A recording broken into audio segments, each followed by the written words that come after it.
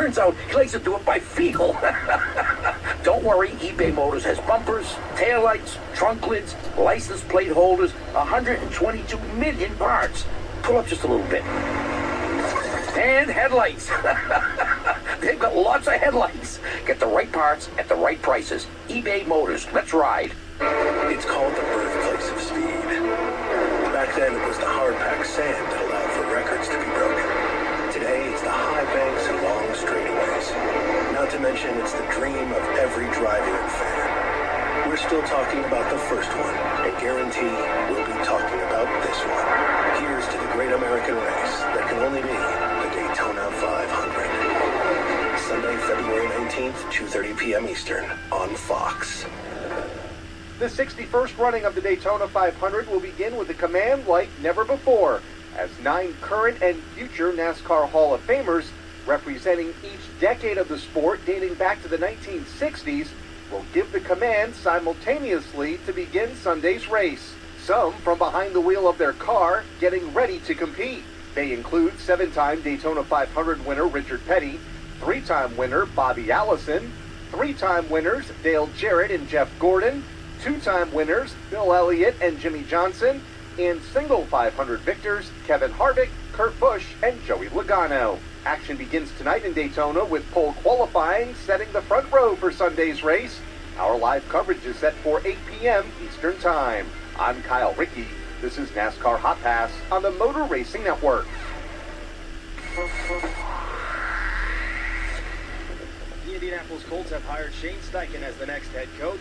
Steichen talked at his press conference yesterday on the hiring process.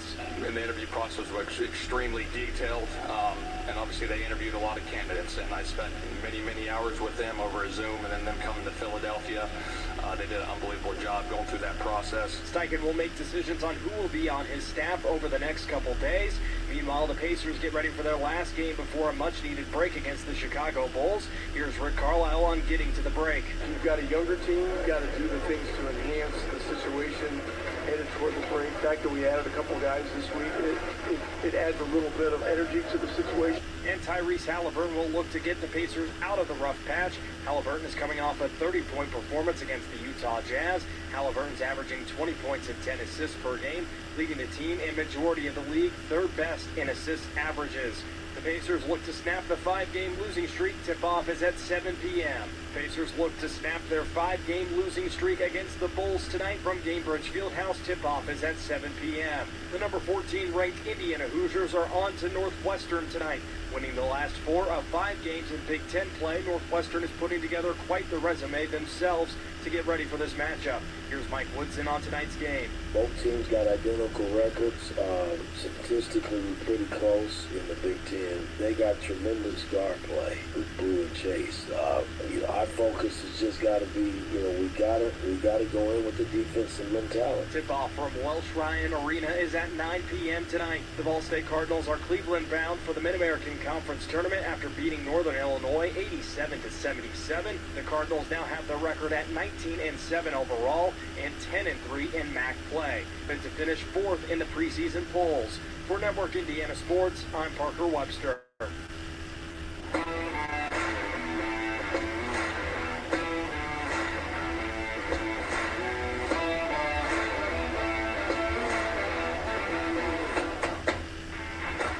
We're celebrating our 50th season of Coach's Corner on WSLM Radio and ready to take you into the WSLM Sports Zone.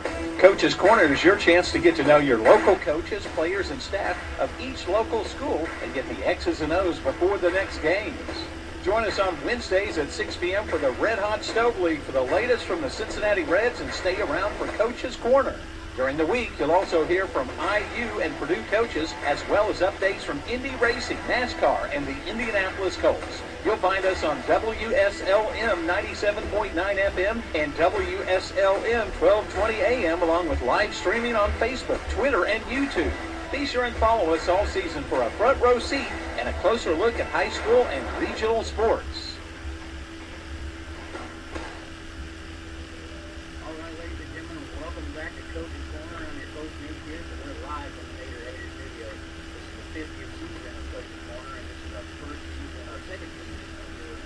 Winter Sports, and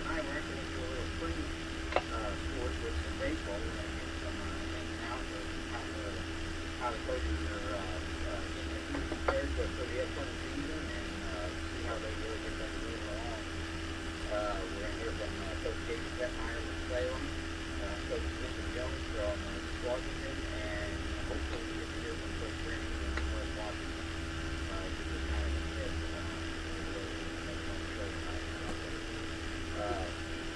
directly after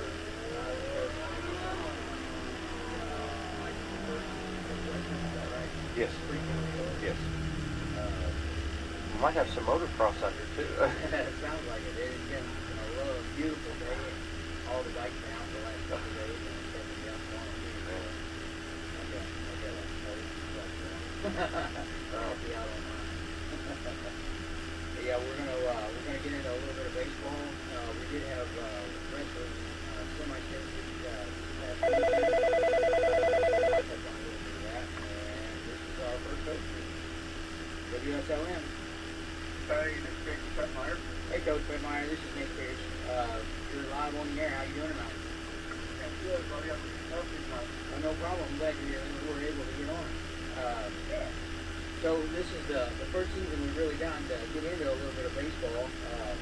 And I'll admit I'm not extremely versed in baseball, but I know a few things. So just bear with me here, and we'll kind of get through some of this. So what kind of season did you guys have last year?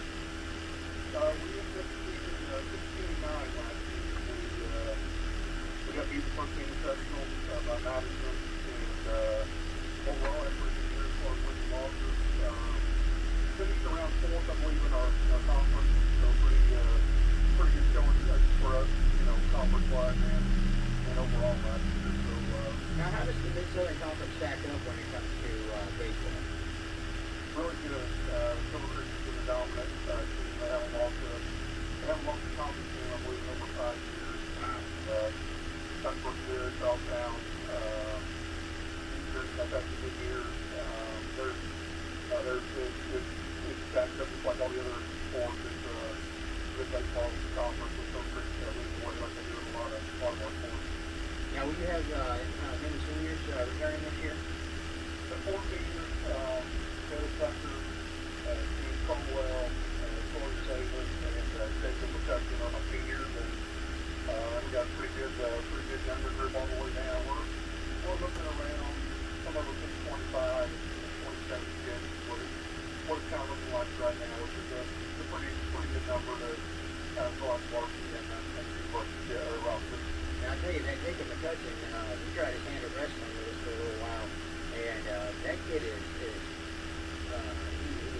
for his size, he is super strong for being no more than the size he is. Hard worker, works well with his family, around their family farm thing, and everything that we ask him to do, and kind of kid we like in our program, just hard worker, and doesn't complain a lot. Tries to get better and better every day, so that's a good kid, we're glad to have him for sure. And you couldn't ask for a better kid than Caleb Tucker. That kid is just an all-around fantastic kid, great student, all-around good athlete, very smart kid.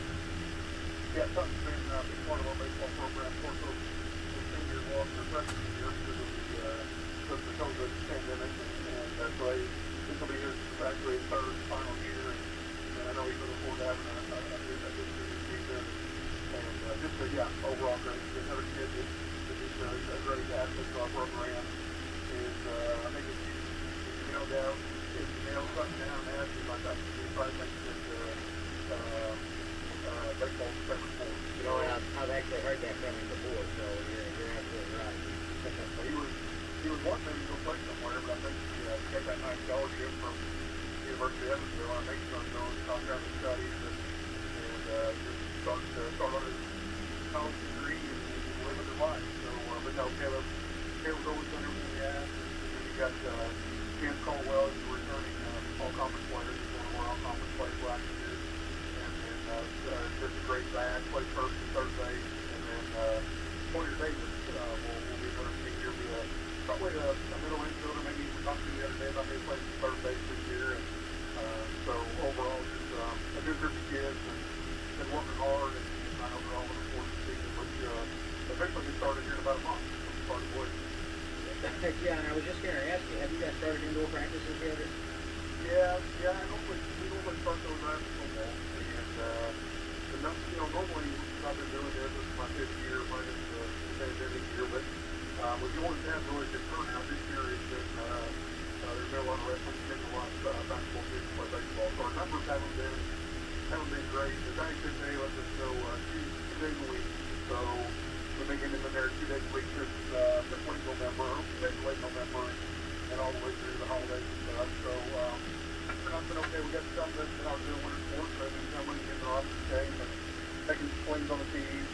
with line work. So yeah, and we'll do that all the way up until regular season practice starts, which is March 13th, I believe. Yeah, man, I tell you what, given, from my experience from coaching wrestling, the wrestling room and the baseball room are two things that we really need to improve on there, because you're just so cramped. And as a matter of fact, I think Andy was even borrowing space from you in the baseball room for a little while, wasn't he? We were trying to love Andy. Yeah, he's doing a great job for our wrestling program. Absolutely, yes. I know it's time to work our schedule or off-season schedule around you. Couldn't ask for a better guy to work with. But yeah, he's able to use our facility. And honestly, I can't speak for wrestling, but for baseball, our facility is pretty good for what we see here for the conference. We got a pretty decent little setup in there, nice net, nice batting cages, and plenty of room to do, do our ground ball work and bullpen checks and that kind of stuff. So, but yeah, Andy's numbers are so good. He's got the ball full of our space, but I'm excited about that, excited about what you guys are doing for the program. Yeah, it's been kind of growing little by little every year, and it's doing pretty good. So you say your season starts right around when? April the 3rd, I believe our first game. Good day, my birthday. Washington on April the 3rd. I believe that's my either the 3rd or 4th. I think it's the 3rd. And then we're going to play 2 more this year. That first week, actually more on that Friday, the first week, and then that second week we'll really start rolling into conference games and a lot of usually in baseball it's only about a 6 or 7 week season, and we try to squeeze in about 25, 27 games and that sort of thing. Oh wow, that's getting after it. Yeah, we get out there 3 or 4 games a week for that time frame. So it's a quick season, and it's a lot of work to do. You got to kind of depend on the weather, and you got to make sure hopefully get the things made up and rain out and stuff like that. But yeah, we play a lot of games. I did want to give kind of a shout out to Les Bowles. Les is one of my baseball kids. There you go.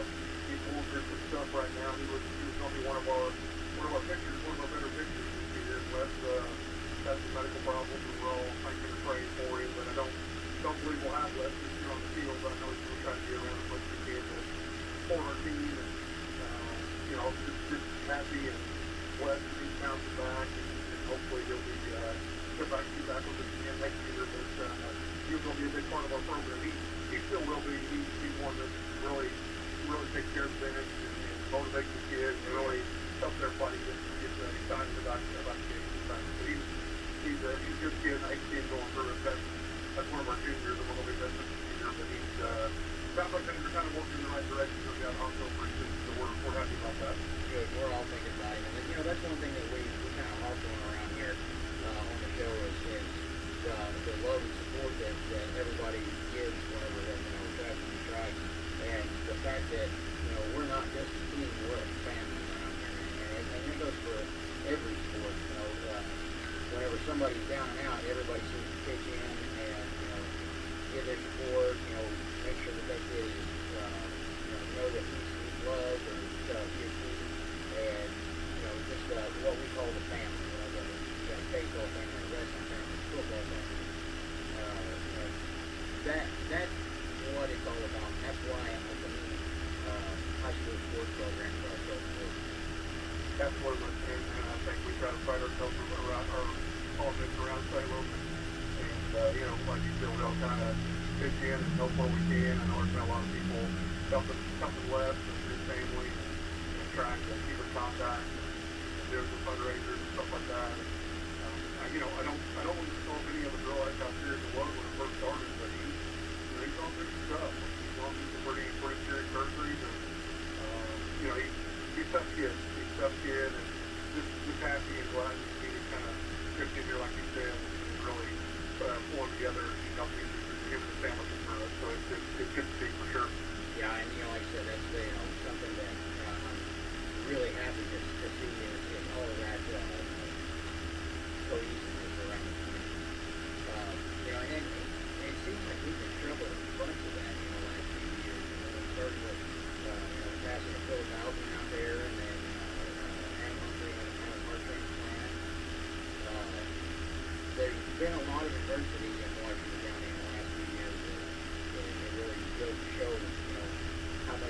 steps up and takes care of it all.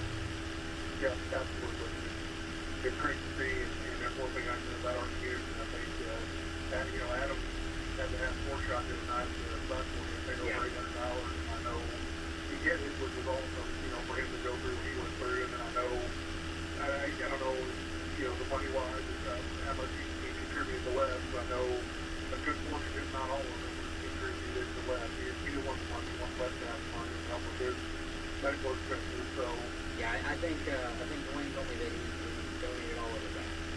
yeah, that's kind of what I thought. I didn't want to support him. Yeah, that's pretty cool. That's a lot like the Hunger family, that's for sure. That's for sure. So, what do you anticipate with this season? What's and maybe hit on some of these younger kids that are coming in that you think might be a big help to the team. Yeah, what we're going to have to do is we're going to have to win with 50 defense. We're going to hang our hat on our 50 staff. Josh Burton and Cameron Albert are going to be our juniors. There are one and 1A. They're kids that have been through it, and they've been pitching for me for the last couple of years in big games, and I can count on both of them. And baseball is there. Those are 2 baseball kids. They love sport. They've been playing travel for a long time. And they're going to do a lot of scout sport. We're going to pitch a lot of sports games. And that's what we're going to have to do. We're going to have to win low scoring, probably 2-1, 3-2 kind of games. And our strength is going to be our 50 staff and our defense. And then we're going to have plenty of young kids. I think we're going to have to depend on these young kids. And in the order we've lost from the last couple of years, we've lost some big sticks out of our lineup. And this year we're going to have to replace them with 200 kids. So I know if the kids are going to step up, that back to see what they can do. We got Ray Pauly, the football kid I know. Yep, and a heck of a wrestler. Yep, and a wrestler, Adam Ball, football kid, Nick Ingram. The kid's got a lot of freshmen as well. And I'm excited, with them coming to the road. Got a couple really good baseball prospects numbers as far as the incoming freshmen in the class and then the integrators. They're somewhat labeled as one of the best baseball prospects with basketball. I'm more excited about them as well. Well, it sounds like we're going to have a pretty decent season coming up. I look forward to seeing how well they do and what kind of moves you make with them. And I'd like to see it put a little further in the picture with you. Absolutely, yeah. We're stirred up and we're going to have a good year. Get this thing rolling. And people don't really realize how much we as coaches put that stuff on our own shoulders. It is a stressful job, and it's just you're not there for the fame or the money. You're there for the love of these kids to play the game. Absolutely. I've been around baseball for a long time. I both my kids came through. I've been out in Little League, ran the Little League before, and still running some small ball out there. On the Red Romero, that's what y'all was our partner with. He's really helping us get things going in the right direction. It's good choices that you got to have that in order to build a program. That's what we're trying to do. So, it's got a nice facility, a lot nice facility we had the one I played. And we got some kids coming out, which is good, and hopefully get this thing moving in the right direction. All right, Coach. Well, it's been good having you on tonight, and I look forward to talking to you again. Hey, man, I appreciate you doing this, buddy. I appreciate you letting me on. No problem. All right, Jason. We'll talk to you later. That's place good. Yep. All right, we're going to take a quick commercial break, and we'll be right back.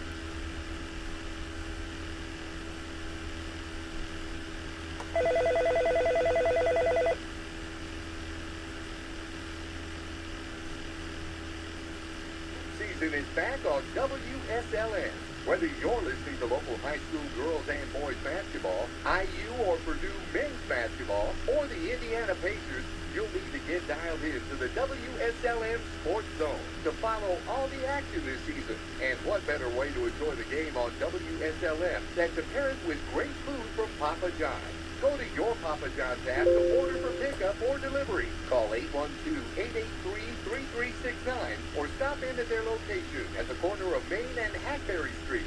Either way, stop in for a hot fresh pizza, breadsticks, wings, or desserts, and a cold drink today. And keep your radio tuned to WSLM for hoops action all season long. And to hear more great specials from your Papa John's in Salem. Sullivan Feed Mill is proud to support the radio broadcasts of the Eastern Musketeers this season on WSLM. And when you need feed or other supplies, stop in at Sullivan Feed Mill at 80 Grove Street in New Pekin and see their selection today. From hay feeders to fence posts, wire and insulators, and lots more, even for those hard to buy for on your Christmas list. They've got box boots, burn apparel jackets, bibs, and line hats. You'll find winter feed mixes for all animals to give them the nutrients during the winter, as well as creep feeders and creep gates to feed up your pastured calves through the winter. You'll also find fresh farm eggs at Sullivan's in Pekin. Stop in today at 80 Grove Street in New Pekin and see Junior and the rest of the folks at Sullivan Feed Mill. You can also call 812-967-3472 or find them on Facebook. Howdy, folks. All right, ladies and gentlemen, we are back, and I'm live here with Coach Lincoln Jones. He is the baseball coach out of Eastern. How you doing tonight, Coach? Pretty good. How you doing? Oh, pretty good. It's been a beautiful day out. Other than it's been hazy, and I think that's from that train deal over there, wasn't it? There's been, it's been just smoky all over everywhere. Yeah, it's been a little bit different, but anytime you get this type of weather in February, you take it. That's right. And we're going to have about 3 days worth of it, and then we're back to cold and sloppy on on Friday. Yep, just enough to get the field wet and sloppy again. But welcome to Indiana. If you don't like the weather, hang out a few minutes. Right, that's right. All right, Coach. So tell me a little bit about your team last year and how you did. So we had a really, really young group last year. We didn't even have a single senior. We came out with really only 2 guys who had any varsity experience at all.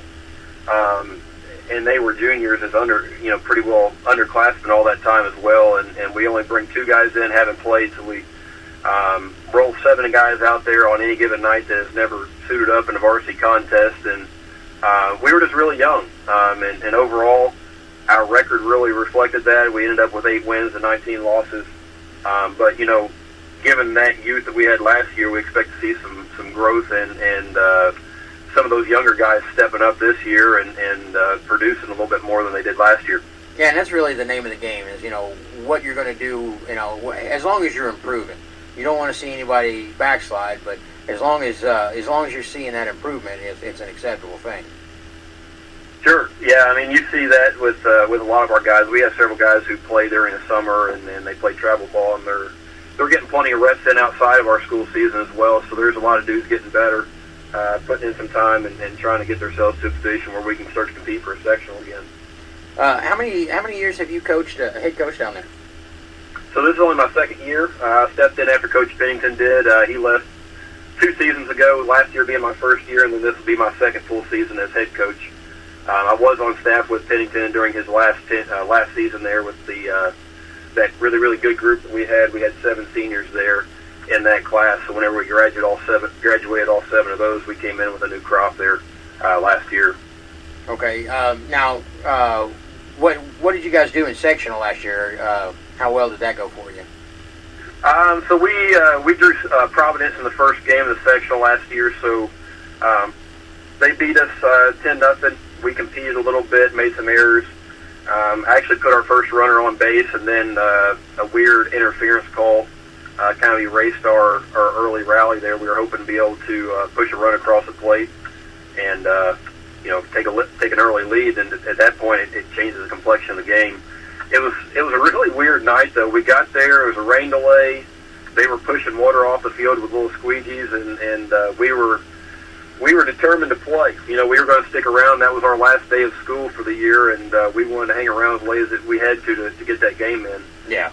We got about halfway through the game, and then the lights went out. So then we had another delay. So it ended up being a really long game, kind of interesting. You saw some good things, and obviously the final score would say that we didn't compete very well. But all in all, that Providence group is a team that's always contending for a state championship. So you kind of got to tip your cap to them and their program and the way they do things over there too. So we are going to get better. We're going to be back at it again this year, that's for sure. Absolutely. Now, speaking of this year, what's some of the younger kids coming up that you're ready to look out for? Somebody that's you think is going to be a standout? Yeah, so we got several young kids. Our sophomore class is our biggest group. one of our guys there, Garrett Drury. He's going to be a really, really good player for us. He'll catch some for us this year. He'll play in the outfield a little bit. He'll throw the ball a lot for us off the mound. He's just an all-around really, really solid baseball player. Good, really, really good hands at the plate. He gives us a lefty bat that every coach wants there in the top half of the lineup to poke the ball around the field, and then also drive it when we need him to a gap. Also got Christian Rescher. He's a kid that can really swing it as well. Got good hands in the field. Plays mostly infield, left side, second base a little bit. He'll also pitch for us. Just a young kid who has a bright future ahead of him. We also have Boone Miller. He's another left-handed bat. Comes in as a first baseman, kind of our right side of the infield type guy. He could also play corner outfield and pitches as well. He'll do a lot of really good things for us. He has a lot of quality at bats and draws some walks and makes the pitcher really work whenever he's in the box. And then you have a host of other guys there as well that'll compete and kind of round out that sophomore group. And that's just kind of our bright spot, is those guys kind of gelling together and pushing some runs across the plate for us. That's whenever it comes to the game of baseball, you always think about getting the runs and this and that, but there's so many little intricacies to it that people not necessarily they don't necessarily understand. Yeah, there are. I've always said that the people who get bored watching baseball is the people who don't understand the game that well. Right. And that's not a knock on them, but it's there's a lot of stuff that goes on behind the scenes as far as the way that you approach, whenever you're on first base, how you approaching the pitcher. Are you trying to pick up anything that he's doing that's kind of tipping his pitches to, give you a read that you may be able to take advantage of and take an extra 90 feet, or as an on-deck batter, are you doing something to study the pitcher, or as a defensive player, are you picking up on the way that the batter's lined up in the box? There's a lot of different stuff that goes on that nobody really recognizes unless you're a baseball dude, and you can kind of coach yourself through those situations too. But that's a game I've grown up loving my entire life, and it's something that I thoroughly enjoy. Right, and that's the thing. The strategy that's involved is closer to chess than it is, getting out there and just smacking the crap out of a ball. Absolutely. Yeah, I mean, you can kind of get lost in the stats nowadays in the major leagues when everybody's hitting the ball over the wall and striking a bunch of people out. But, I like the, more college baseball. I like the high school game where you have to play a little bit of small ball. And that's really where we're going to find our bread and butter this year is putting pressure on the other team. We're not going to be a team that can poke the ball out of the yard a whole lot. We need to get guys on base. We need to bunt them over. We need to put pressure on the defense and really run the bases hard. Yeah, and, the athleticism that, because a lot of people will watch Major League, and, you got some of these guys that come up there that are hitting the ball a ton, and, some of them got beer guts and stuff that's still going on, but, that's the small part of it. And, like you said, taking it back to basics into high school, and, the smaller versions of the game are the more pure versions of the game, I think. Yeah. I think you got to throw the ball across the plate, and that's something that if you're able to throw the ball across the plate, your pitchers are able to compete, locate in zone, and make your offensive counterpart be a little bit more aggressive and maybe stretch the zone a little bit. Then your defense can do something. Until you get the ball in play, you can't let your defense do much, and it becomes a real boring game where everybody's walking and hit by pitches just kind of tally up, and it's not fun for anybody, especially as a coach. It's kind of head scratching. You try to figure out a way to make the other team beat you instead of you beat yourself. Yeah. Now, have you guys been able to start your practices already? Yeah, we started up here in the beginning of February. We really ramped up our throwing programs, getting our arms in shape to where we're able to hit the ground running whenever we take off officially on the 13th of March. Been inside mostly, getting a lot of work in there, but we make do with what we have. And a lot of the times we're doing long toss, we're not able to get outside. We'll long toss into our cage, kind of simulate that as much as possible. We'll do some time throwing to where you're just trying to get as many reps in as possible and really, really crank up the arms. At this stage of the game, though, it's also important to conscious of the soreness that you may experience with throwing. That some of these kids haven't thrown a ball in several months, and that's good to kind of let the arms heal and then right. ramp it back up. But we've been hitting a lot. We've been getting some good swings in, working on some issues that we've seen with guys' swings. So in the off season, that's kind of the time to do that before you ramp up and start to implement all the team D and the offensive approaches as a team that you need to put in to be successful in the season. Now, is it true that once your season starts, your boys are limited to X amount of pitches per week? Not per week, so it's per game, and then there's a different tier system. If they've thrown over 100 pitches, then you're on a 4 or 5 day rest. I'd have to look back to make sure that I'm 100% accurate on that. I'll have to brush up before our season gets rolling. But early on, our guys won't throw over 80 pitches. The reason I'm really not too terribly concerned about the guidelines. I'm usually more stringent and careful with our arms than the guidelines set out to be too. So right, it only makes sense. You're protecting your asset and protecting those kids. Yeah. As a former pitcher myself, I understand the value of rest and recovery and the process of kind of taking care of your arm too. That maybe some other people aren't conscious of. Now you got a couple of pretty decent pitchers out there. How's that working out for you? Yeah, no, we got several arms that'll really compete for us this year. We got a senior. He would have been a 4-year guy, a 4-year starter if COVID hadn't taken away his freshman year. Right. But he's really competitive. Yancey Edlin, he's going to be on the mound. He'll be our number one. He'll be our best catcher. Anywhere you throw him on the field, he's going to be our best dude. And, yeah, I know Yancey well. He was a stud wrestler back in the day too. Yes, yeah. He's since kind of hung that and went to basketball, but he'll throw the ball well for us off the mound. He'll be sitting low to mid 80s with his fastball velocity, and then he's got a pretty good breaking pitch as well. We've been working and trying to get him to develop a third pitch there to kind of use as an out pitch, but he'll hit it well for us too. He's sitting in the 3-hole of our lineup. We're going to try to get some guys on in front of him and let him drive them in. We also have another senior that's played significant time, Braden Snelling. He's a left-handed bat, throws the ball right-handed, but he'll bounce around pretty well, be our super utility guy. Sometimes he'll catch, sometimes he'll play shortstop center.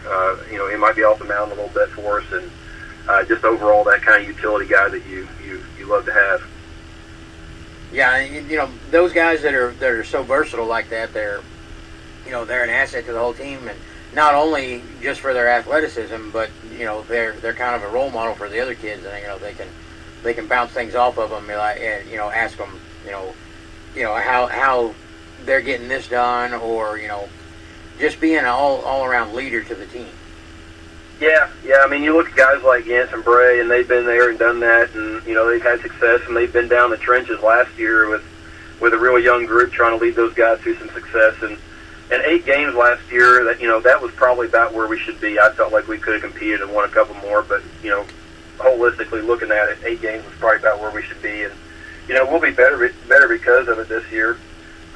But yeah, I mean, those 2 guys are going to be our leaders, and our numbers are down from what I'd like to see them. We'll have around 14 or 15 guys, I think, by the time our season gets rolling. So we'll have to have that versatility. You won't have the opportunity to really come out. If you're on the mound that day and you've reached your pitch limit, you're not going to sit on the bench most likely. You're probably going to go play left field or second base or wherever we need you that day. So it's right. It's fortunate. Everybody's going to get plenty of playing time, but at the same time, we're not going to get a whole lot of rest either. We're going to have to make sure we're taking care of our bodies and staying healthy down the stretch. Yeah, and that makes a difference. Making sure that everybody's, like you said, the versatility, but you've also got to get the rest in, and just moving them around and getting the whole team, trying to figure out who's fitting where, and making the scenarios work best for you. Right. Yeah, I mean, we hit the ground running whenever our games pick up. I think we got dubbed up as our opener on the 3rd of April. And, that first week we have 4 games scheduled in during the week, so we'll go Monday, Tuesday, Thursday, Friday that first week. So we're not taking it easy by any means. By the time we get started, it's pretty well major league schedule at that point. So, we don't have major league numbers either. So it's a matter of just kind of stacking your dominoes and, having a plan going into the week and making sure that you're ready. Man, that sounds like you guys have got your heads on your shoulders down there, and you guys have got a pretty decent game plan. it's been great talking to you tonight, and hopefully we get to talk a little more this year, and you guys have a good season out there, and good luck to you. All righty. Well, I certainly appreciate you having me on. I look forward to getting back on here and hopefully talking about a few Eastern Musketeer wins. All right, everybody. Coach Lincoln Jones, you have a good night, buddy. All righty. You guys do the same. Thank you. All right. We're going to take a quick commercial break, and we'll be right back.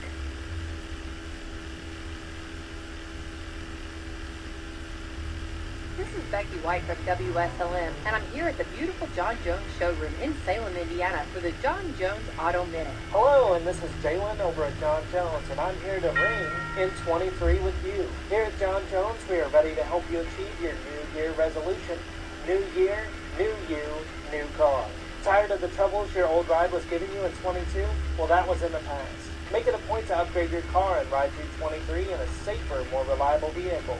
We have one of the largest inventories in southern Indiana and several convenient locations for you to shop from. You can see all of our vehicles online at johnjonesautogroup.com or give us a call today at 877-473-5546. And again, this is Jalen over at John Jones. And remember, you've seen so many because they paid so little.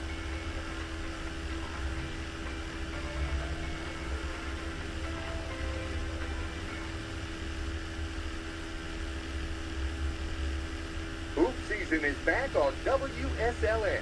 Whether you're listening to local high school girls and boys basketball, IU or Purdue men's basketball, or the Indiana Pacers, you'll need to get dialed in to the WSLM Sports Zone to follow all the action this season. And what better way to enjoy the game on WSLM than to pair it with great food from Papa John's? Go to your Papa John's app to order for pickup or delivery. Call 812-883-3369 or stop in at their location at the corner of Main and Hackberry Streets. Either way, stop in for a hot fresh pizza, breadsticks, wings, or desserts, and a cold drink today. And keep your radio tuned to WSLM for hoops action all season long. And to hear more great specials from your Papa John's in Salem.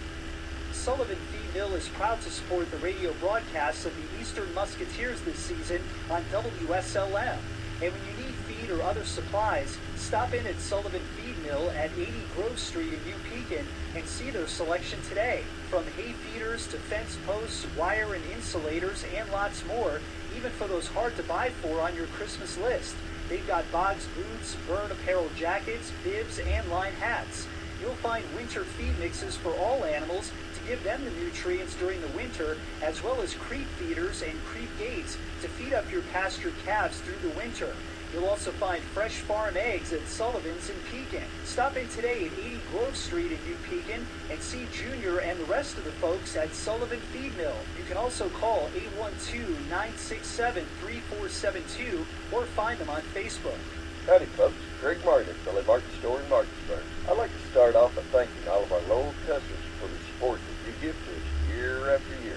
We are the oldest Indiana family-owned and operated business and have been serving you now for over a century. And as the fifth generation of the Martin family business, our family still tries to spend each day making you our customers number one in both sales and service. Philly Martin Store carries a complete line of home furnishings, appliances, and floor covers that should meet any demand that you have. Philly Martin Store sells to you every day at low prices, whether you're building or just replacing. We service what we sell, and we will continue to the best of our ability to stand behind you if a problem should occur. So now that you have the facts, why not make your next purchase from a family that does care about your needs and will be happy to serve you in any way. So check us out, tell your friends, and drive on down to downtown Martinsburg, or feel free to give us a call at 967-3997, and we'll be glad to help you. Hey, Brad, what do you call two birds in love? I don't know, Becky. Sweetheart. Oh, that's a good one. Make a one-stop shop to treat your sweetheart this Valentine's Day at Salem Walmart. Find a variety of stuffed animals, cards, coffee cups, candy, and there's a variety of Valentine's t-shirts, caps, and other clothing too. If you're looking for a special dessert to satisfy a sweet tooth, champagne, sparkling grape juice, or a wide variety of food to prepare that romantic meal. You'll find all that and much more at Salem Walmart. Hey, Brad, how did the phone propose to his girlfriend? I don't know, Becky. He gave her a ring. Oh, check out the whole wide assortment of jewelry at the Salem Walmart too. You'll find more for your sweetheart for less at your Salem Walmart.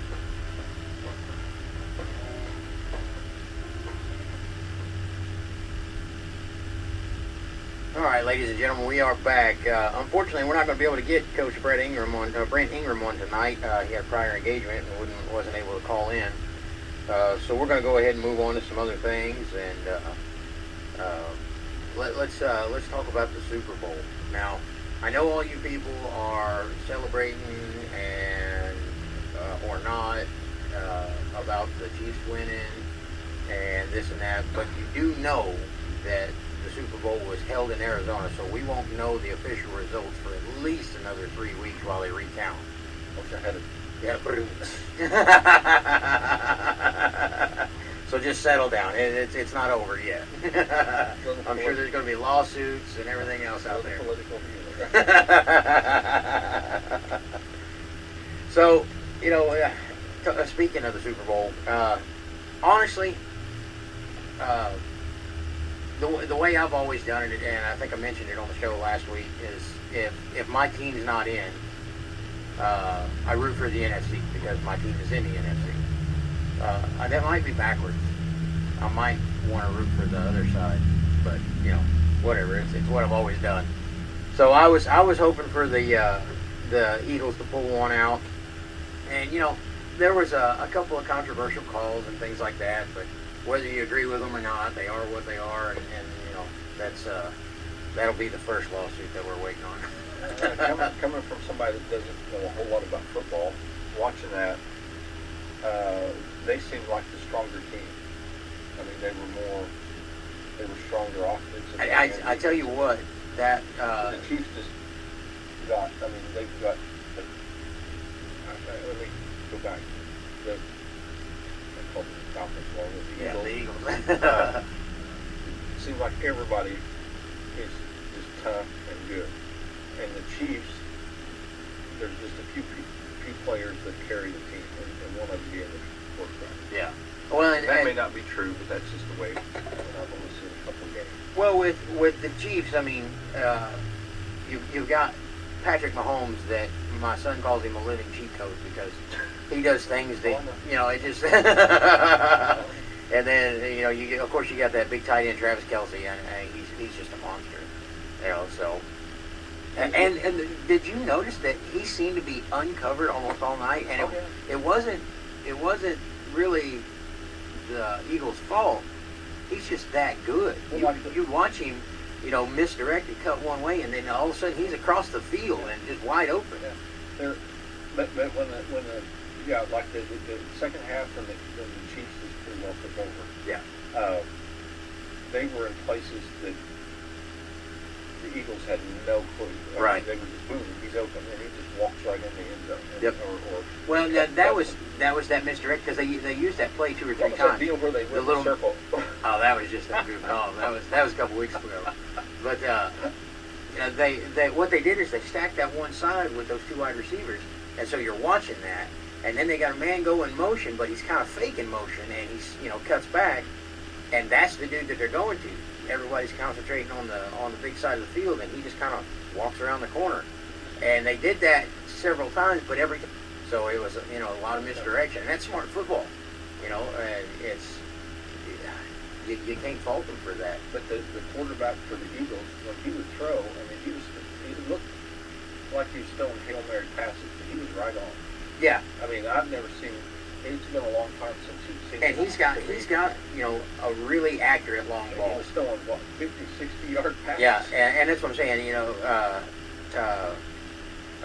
Lord have mercy, I forgot his name. Jalen Hurts has got just the most accurate long ball that you've seen in a long time. And he's throwing in a double coverage and threading the needle on guys, and it was just like, I thought he was going to be picked off. Oh yeah. And credit to his receivers for getting up there and getting some of those, it just, came up just a little too short. And, there were a couple of calls that I was, I wasn't near as concerned with the holding call there at the end. Because if you watch, I mean, it was there. It was questionable, but it was there. But there was we were talking earlier about where they reversed the reception on the sideline. And I wasn't worried about them reversing the reception. I was worried about the pass interference that they didn't call. You know, and that's what I was expecting. But then whenever they tried to get the next play off, they threw a flag without a play even getting off, and it's like, what are you guys doing?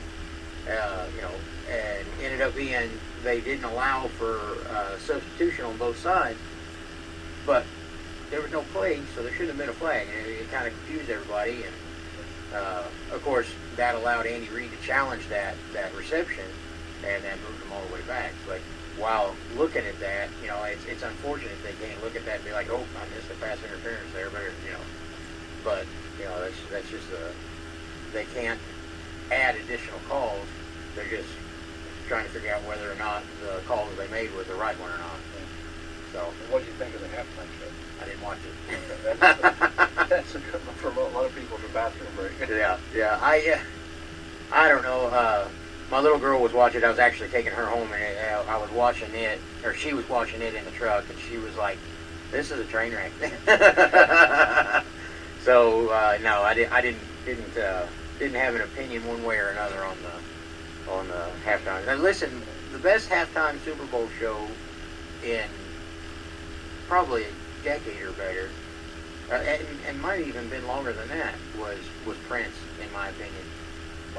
Because he gets out there with that. People think of Prince and they think, oh, Purple Rain and all this stuff, but they don't know that Prince could really shred on that guitar.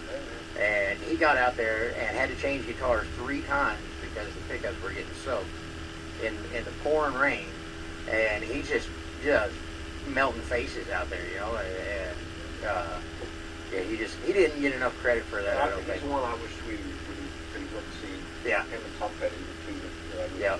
Yeah, speaking of him and Tom Petty, have you ever seen While My Guitar Gently Weeps from the Rock and Roll Hall of Fame? No. Tom Petty, Jeff Lynne,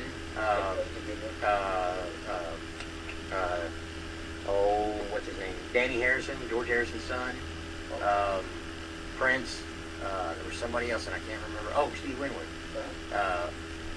Prince is kind of off to the side, kind of unassuming. Tom Petty singing most of it, Jeff Lynne sings a little bit. But then whenever the solo comes out, Prince walks out front and says, like, all right, this is why I'm here. One of the best performances I've ever seen. Jeff Lynne, I wish, it's funny that the Traveling Wilburys, when they got those guys together, the music was some of it's kind of hokey, but just having those guys together, their vocalizations and just the harmony together. Yeah, just think about the amount of talent that was in that band. They didn't go out on tour. Right. And I mean, that would have been... Well, and Roy Orbison died before they could really, get going. So, Roy Orbison, Jeff Lynne, Tom Petty, Bob Dylan, George Harrison, they all had different names, like with a Wilbury last name, except for the drummer. The drummer was a studio drummer. He wasn't Ringo? No. His name, his name eludes me. It was Dave something, but they called him, like everybody was like Lefty Wilbury or whatever, and he was Buster something Berry, but it wasn't Wilbury, and it was like he was kind of the stepchild of the whole group. But yeah, we took a left turn there, honestly. that just for the future, if they're looking for musical taste of football fans, that style and era, that's where they need to go. I think they've veered away from. I think was the Stones the last oldies type or classic group that they've had. I can't remember the last few years. Man, that's been a while back. I don't remember. I can't remember who. I'd have to look. I remember. Let's see. Like, I know it's not classic rock, but I remember Kid Rock did it once.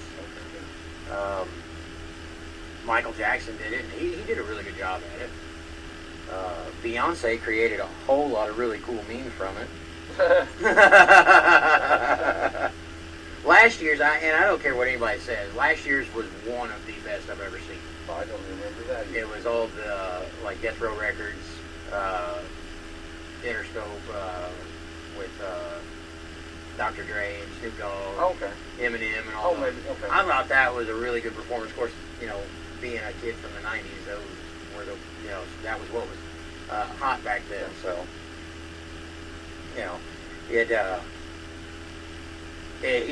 whenever it comes to the entertainment, in sports. Yeah, they've done a fairly decent. They're almost hit or miss. Like the year before last was the Weekend, where they were all wrapped up and stuff, and it didn't make any sense to me. The Who would have been, I think, probably the last classic, and they were 2010. Really? And then Tom Petty. I don't remember that. I don't remember Tom Petty. 2008, and then 2009 was Bruce Springsteen. Prince was 2007. The Stones were 2006. Paul McCartney did it in 2005. Janet Jackson and some of the Kid Rock and Jessica. Oh yeah, the Janet Jackson debacle. Yeah, 2004. Shania Twain. I wonder if they had country. She did it in 2003. U2 did it in 2002. I must have been asleep for that one. Aerosmith 2001. I remember Aerosmith. Blues Brothers. Oh, no, I don't remember that. I don't remember that at all. 1997 down at the Louisiana Superdome. That's pretty cool. ZZ Top and James Brown. I don't remember that at all. That would have been cool. 97. Michael Jackson back in 93. Then they did country. What was in Atlanta? Sorry about that. Anyway, back to. Let's see. The first one was in '67, and it was a marching band. Wow. And then Judy Garland did it in 1968. I've been attacked by the studio cat. Yeah, as far as like even the pregame shows and stuff, they've really come a long way. And I tell you what, a few years ago, whenever they did the Pat Tillman tribute, of course they mentioned Pat Tillman a little bit this year too. But I had to get up and walk out of the room. That one, moved me. It was whenever that little boy was carrying the football and he stopped and he looked up at the Pat Tillman statue. I lost my cool. I had to get out of the room. But a lot of people were talking about Chris Stapleton this year doing the national anthem. They need to get some of the new country guys, maybe, and gals, maybe next year. But what are we calling country? That's another whole debate we could get into. Just because you sang it with a country accent doesn't make it country. I remember one of the last times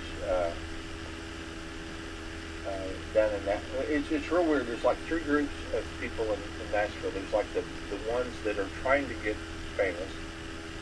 There's the people that are there, and then you've got the ones on the other side of the mountain that I wouldn't say has-beens, but the ones that are still alive and they're trying to stay relevant. And there's probably subgroups. Yeah. Well, and like I pride myself on finding obscure music, going through, and like Spotify's great for that because you can put your own music on there, and that's how I discovered like Tyler Childers and Colter Wall and stuff like that you don't hear on the radio. Like Cody Jinks and things like that. You don't hear those guys on the radio, but it's a great subgenre of music. There's a whole subgenre of country music called Red Dirt that is basically, they're like Texas, Oklahoma music, and I mean there's some really good stuff there, but you're not hearing it much. Whiskey Myers is in that group. I don't know if you've ever heard of them or not, but they've got some really good music, and they float between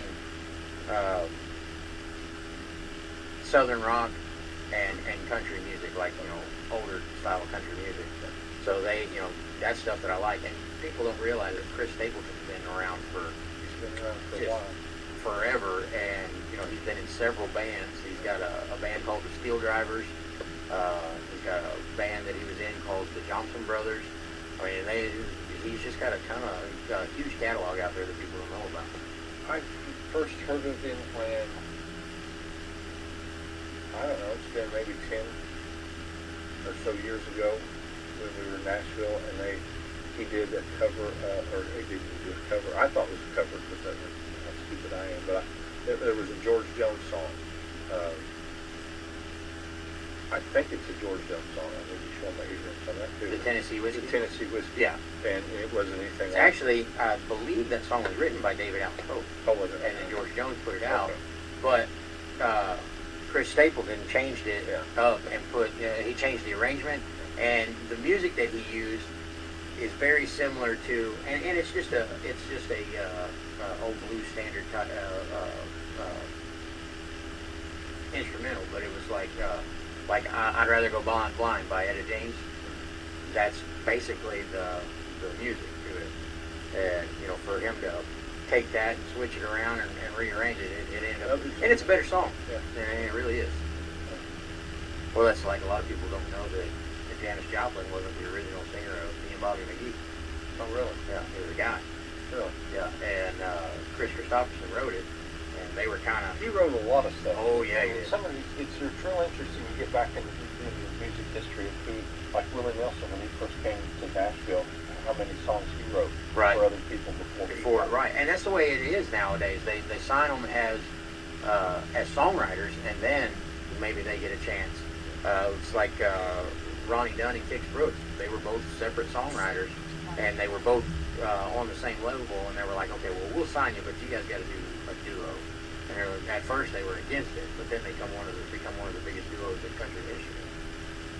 So it's with stuff like that, it's fortunate that things like that come about. But like you were talking about songs that people write that nobody knows about. You know that song that Trace Adkins did, Honky Tonk or Donker Donk? You know who wrote that? Jamie Johnson and Randy Houser. Oh. And that is a song that you would not expect out of them two. But yeah, they're the ones that wrote that. That's funny. So there's, it's amazing how you dig into stuff like that and you start to find little. And I am just full of some of the dumbest trivia you've ever heard of, especially when it comes to music.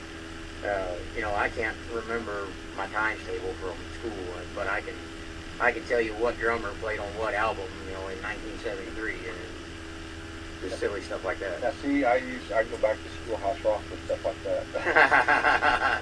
Well, like music for me is like Star Wars for you. Yeah. I mean, you know the stuff, and I don't. Well, that's a product of not having much of a childhood. that was what there was to do in I didn't even get to see it till like 79, almost 2 years later. Right. Because my dad played softball, and we'd come from Orleans back to Salem, and we'd pass the drive-in for that whole week that it came out. And I saw one scene every night without any audio, and I was like, "What's going on?" And you say it came out in '77? Yes. And you seen it in '79? Yeah. And 2 years later, I was born. Oh, there you go.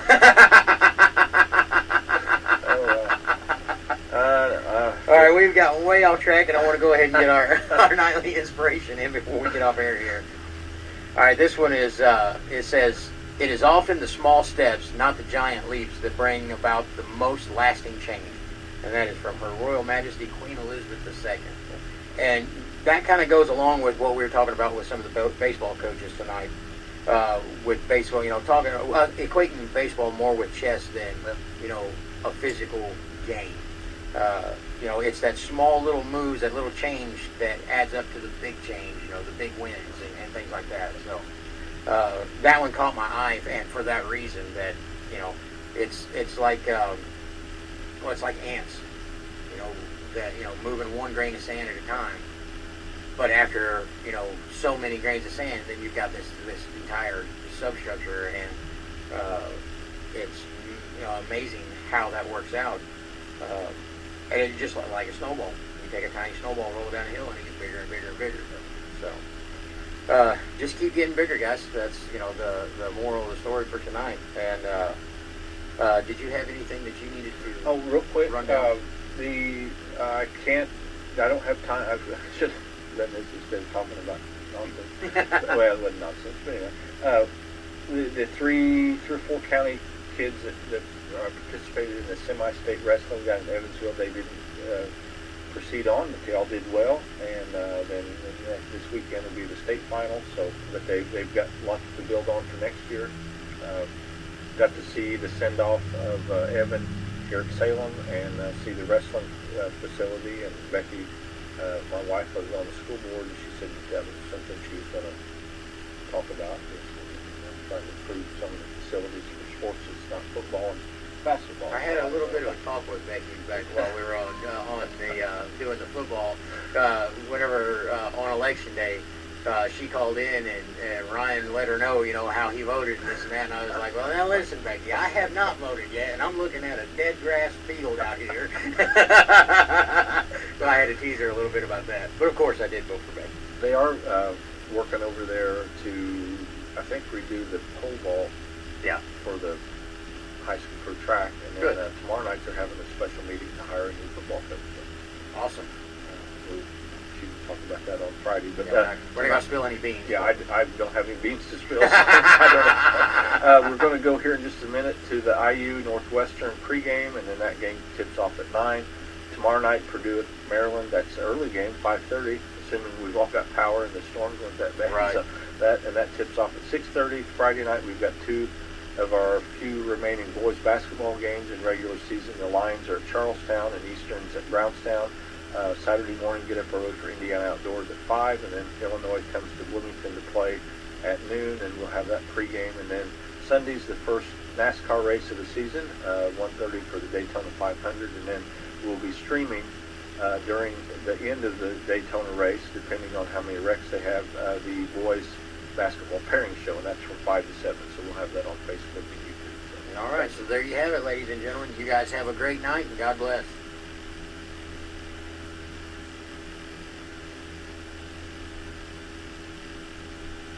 Extension Succession Planning Team is hosting workshops to help farms strategically structure farm succession plan. Workshops are being held in your area this week on January 25th in Kokomo and on January 26th in Richmond, Reynolds, and Corrigan. For specific location information and to register for a workshop, visit online at bit.ly/Purdue Succession. That's bit.ly/Purdue Succession.